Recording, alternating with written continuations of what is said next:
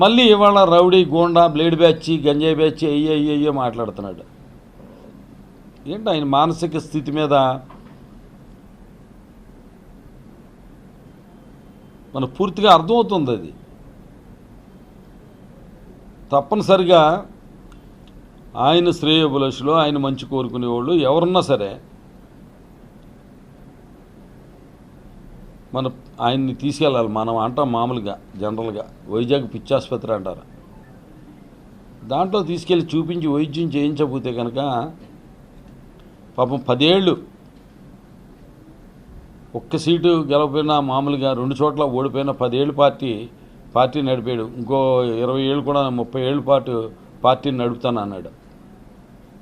మరి ఇంకో 20 ఏళ్ళ పాటు పార్టీని నడపాలంటే కనుక తప్పనిసరిగా మానసిక ఆరోగ్యం ముందు బాగుండాలి. మానసిక ఆరోగ్యం కుదుట పడటానికి తప్పనిసరిగా వైద్యం చేయించుకోవాలి. సాటి మనిషిగా ఆయన మీద సానుభూతితోటి నేను ఈ సలహా ఇస్తున్నాను. నిజంగా నేనేదో గోండానే రౌడీనే అయితే కనుక ఇటువంటి సలహా ఇవ్వను. జగన్మోహన్ రెడ్డి గారి దగ్గర ఆయన గోండా అయితే, బ్లేడ్ బ్యాచ్ ఉంటే, కడప బాంబులు ఉంటే ఈ పాటికి ఆయన ఉండడు. పవన్ కళ్యాణ్ అని ఆయన ఉండడు, భౌతికంగా ఉండడు.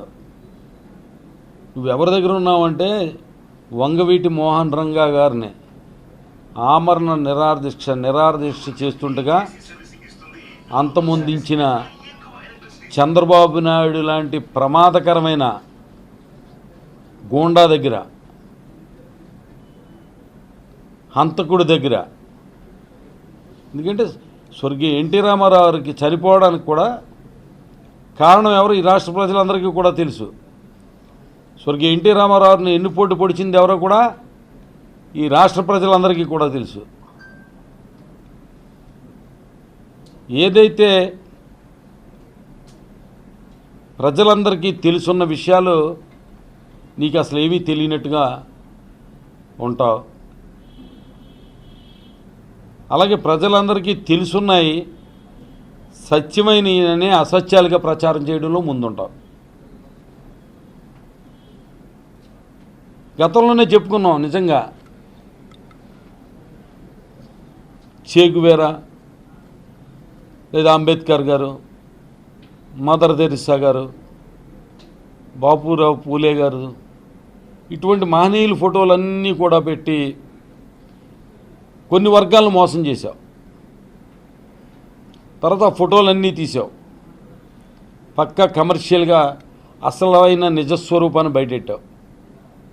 అరే నా తల్లిని దూషించాడు అని చెప్పి లోకేష్ని, చంద్రబాబు నాయుడిని, ఎల్లో మీడియాని విమర్శించిన నువ్వు వాళ్ళతో అంటకాగుతున్నావు అంటే సిగ్గు శరం లేని మనిషి అంటారు అటువంటి వాళ్ళని. అసలు రాజకీయాల్లో ఒక నిబద్ధత,